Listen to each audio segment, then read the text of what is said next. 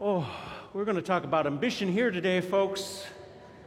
We're going to talk about what it means to feel like, hey, can I desire something? In fact, can I be ambitious for something, for change, for something radical, something incredibly different?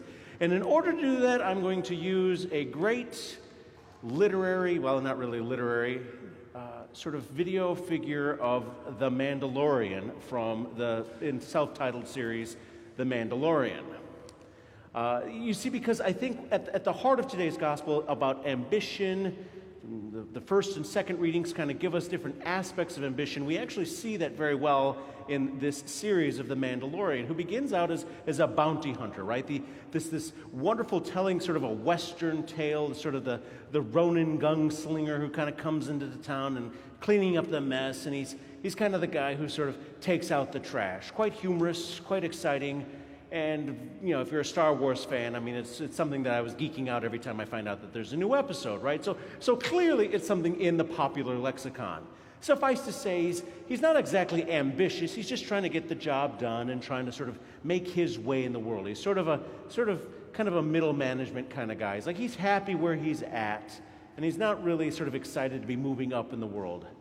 But the problem is there aren't a whole lot of, jobs for him to take. And the series begins with him taking this sort of, unknown job to sort of, basically clean up the trash of this particular person.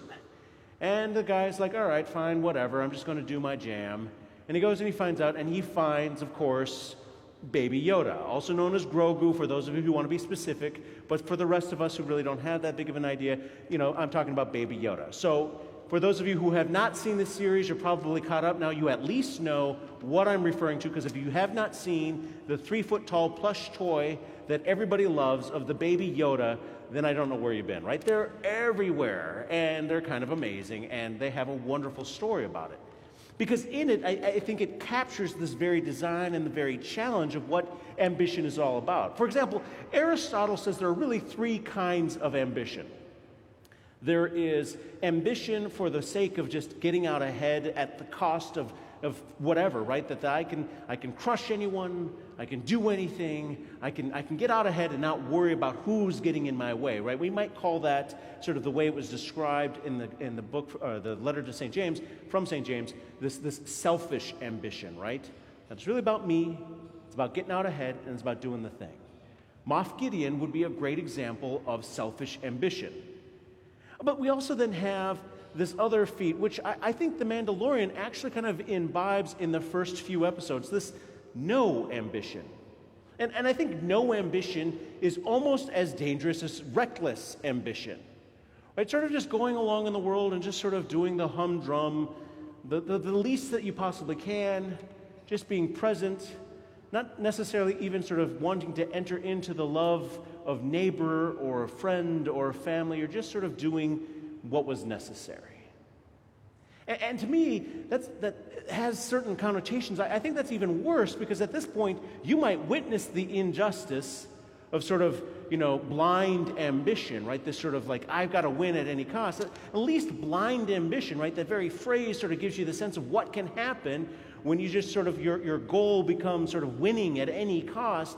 I can at least appreciate that sense of, being distracted, of somehow, seeing glory, or seeing sort of winning, or seeing being the best as getting out ahead of actually serving, right? Like, I can understand that, but doing nothing to me just sort of mystifies me in a lot of ways, right? When we see injustice, when we see, unjust social structures, when we see opportunities to have our voice heard and not do anything, that confuses me. And so we're kind of trying to go for this selfless ambition. And it begins, I think, in The Mandalorian when Mando and his code start coming in conflict with how he's supposed to get ahead. Right? Or maybe for us, it's when our code, when the sort of thing, the line that we will not cross, suddenly comes into conflict with our employment, with some sort of aspect of our lives, when at some point we're going to be asked to do something, or perhaps it's a series of somethings in which we realize we no longer want to sacrifice who we authentically are for just getting ahead, for just ambition. And this is where I think James is just wonderfully, very lucid and clear on what are the gifts of selfless ambition. It's a calm spirit. It's an orientation to peace. It's an orientation towards, being able to see how to love and care for the other person. It's actually an incredibly freeing kind of ambition. And we see that in today's gospel. We begin with Jesus talking about, a pretty radical moment in the Gospel of Mark. In fact, it only happens 3 times. We heard one time last week. We hear the second time this week, and we're going to hear the third in the near future when he predicts his passion. He's saying, hey guys, I'm going to go and they're going to kill me.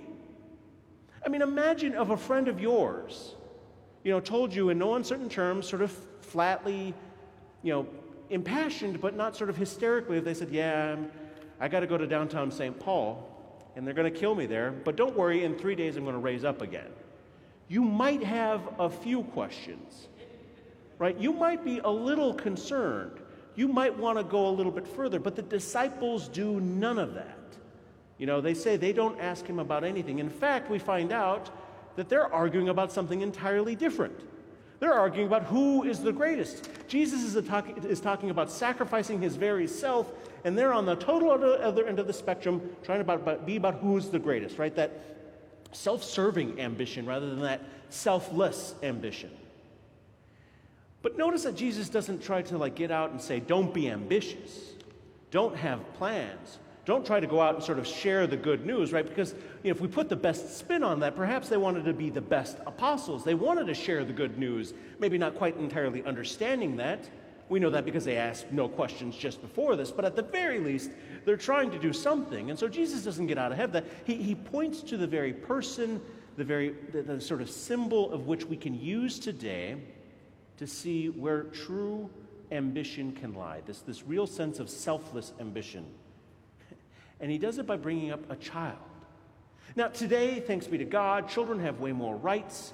They have status. There's a way that we try to protect children. There's a certain code, a morality around children. I mean, some of the greatest scandals that we've had to witness have unfortunately dealt with children, and we have been rightly scandalized by this, right? We have a whole different sense of what it means to care for children. But in first century Palestine, none of that existed.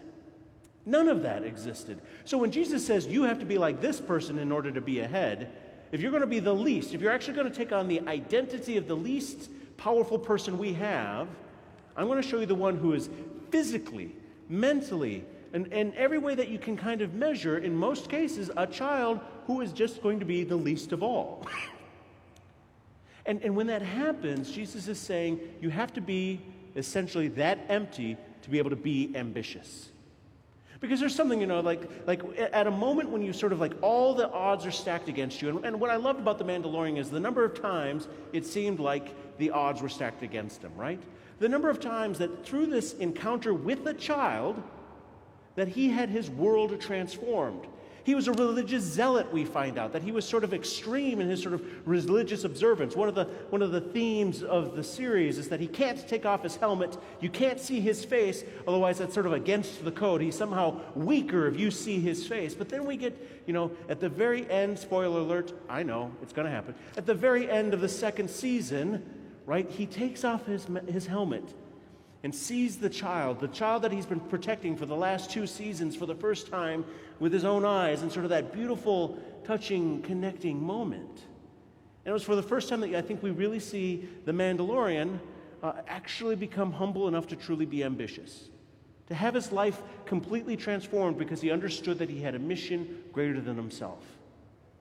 And it's a beautiful moment. The guest star cameo there, I won't give that away, is also pretty cool, especially if you're a Star Wars fan. And we can go on from there. But the truth is, this wonderful literary character gets absolutely transformed. And I think it's a wonderful invitation of what it should take for us to be transformed, and then what our response should be. Right? It shouldn't be just the stuff of science fiction. Right? Our invitation to the gospel is similar to this story in science fiction because I think we crave it so much, we desire it so much, we so very much need and want to have that kind of nobility in our world again, in which we can be ambitious in a way in which we self-forget, in which we self-serve, we become selfless. You know, there was a wonderful study a few years ago that talked about like the most successful businesses in the country. They looked at over 4,500 different businesses, but they were able to find 11 of them that were able to at one point take a so-so mediocre business and turn it into an incredible business, to sort of an outstanding business in its field, right? And the sort of the metrics they said is it had to sort of be average, but after, they sort of got this new leadership or whatever it was, they had to be able to sustain that excellence over time as well, right? It couldn't have just been a blip. And overwhelmingly, the thing that they found in those leaders that had led those businesses from sort of the average to something extraordinary was that each and every leader had the grace and the virtue of humility. The sense in which each of them knew that their mission wasn't about being the best for the sake of being the best. It was about being the best for the sake of serving all. It was about being the best in the sense of serving something greater than ourselves. And I think this ultimately is what we are about here at St. Thomas More. When we want to serve justice, we want to do it the best. We want the best possible outcome with justice. But it isn't just so that we feel good about it. It isn't just so that I can feel like I'm victorious over the other person. Actually, in fact, it's the exact opposite. My hope is that if I am in conflict with someone, that I have the courage and the patience to not just be in the just part of the world, but to bring them with me. To take an unjust person and help transform their heart so that they too can participate in justice. Even when maybe they were like Paul, persecuting the church for whatever cause it might have been, our hope, our selfless acts, are actually trying to transform us to do something absolutely incredible and no less mysterious than a force-wielding 50-year-old baby that looked like Yoda. This incredible opportunity for us is the invitation given to us today in the gospel. This incredible opportunity for us is given to us from a God who begins by saying, I have to go and I have to die, but in 3 days I'll be raised. In 3 days, the absolute miracle of salvation will happen. And it is through that salvation we're invited to participate.